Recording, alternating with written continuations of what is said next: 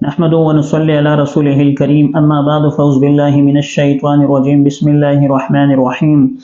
وعن ابی مسعود رضی اللہ تعالی عنہ قال قال رسول اللہ صلی اللہ علیہ وسلم اذا انفق المسلم نفقة على اہلہ وهو يحتسبها كانت له صدقہ صدق اللہ العلی العظیم۔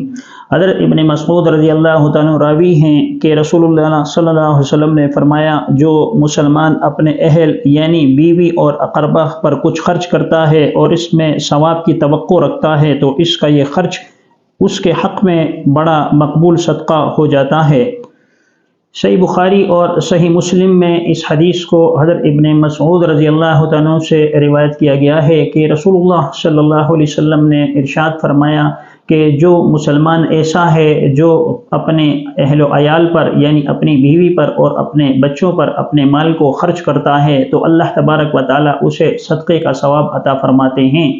اور ایک دوسرے حدیث میں رسول اللہ صلی اللہ علیہ وسلم سے روایت مروی ہے کہ آپ صلی اللہ علیہ وسلم نے فرمایا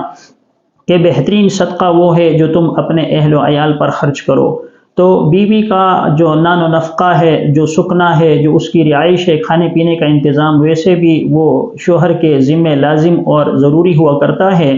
تو اگر کوئی شخص وہ اچھے طریقے سے اور نیک نیتی کے ساتھ اپنی بیوی پر خرچ کرے گا تو اللہ تبارک و تعالیٰ اس سے بیوی کو بھی خوش رکھیں گے اور اللہ تبارک و تعالیٰ اس پر اسے صدقے کا ثواب بھی عطا فرماتے ہیں۔ اور جیسے کہ حدیث شریف میں آتا ہے کہ صدقے کی وجہ سے انسان کے جو مصائب ہیں، انسان کی جو پریشانیاں ہیں، انسان کے جو غم ہیں، وہ صدقے کی بدولت اللہ تبارک و تعالیٰ معاف فرما دیتے ہیں اور آنے والی تکلیفوں کو اللہ تبارک و تعالیٰ رد فرما دیتے ہیں۔ تو انسان کو چاہیے کہ وہ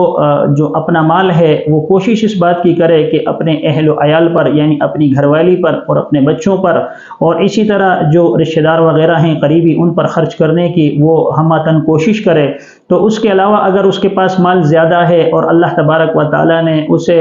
وہ بہت زیادہ سرمایہ یا مال وغیرہ عطا فرمایا ہے تو اسے چاہیے کہ پھر وہ غریبوں پر بھی خرچ کرے، کیونکہ اس سے بھی اللہ تبارک و تعالیٰ انسان کو صدقے کا ثواب عطا فرماتے ہیں۔ اور صدقہ کرنے سے انسان کے ایک طرف جہاں اللہ تبارک و تعالیٰ گناہ معاف فرماتے رہتے ہیں، وہاں اللہ تبارک و تعالیٰ صدقے سے خوش ہوتے ہیں اور انسان کو ڈھیر ساری نیکیاں عطا فرماتے رہتے ہیں۔ اور یہی نیکیاں ہیں جو آخرت کے اندر کام آئیں گی، یہی نیکیاں ہیں جو کل قیامت کے دن انسان جسے دیکھ کر خوش ہوگا، اور یہی نیکیاں ہیں جو کل قیامت کے دن نجات کا ذریعہ بنیں گی۔ تو جو شخص صدقہ کرے گا اللہ تبارک و تعالیٰ صدقے کی بدولت اس کی خطاؤں کو معاف فرما دیں گے، اللہ اس سے راضی ہو جائیں گے، اور جب اللہ تبارک و تعالیٰ راضی ہو جاتے ہیں تو انسان کی بخشش فرما دیتے ہیں اور اسے دنیا اور آخرت میں اللہ تعالیٰ سرخرو فرما دیتے ہیں۔ تو ہمیں چاہیے کہ جن لوگوں کے حقوق ہم پر لازم ہیں، جن لوگوں کے حقوق ہم پر مقرر کیے گئے ہیں، ان کی پاسداری کریں اور انہیں خوش رکھنے کی کوشش کریں، چاہے وہ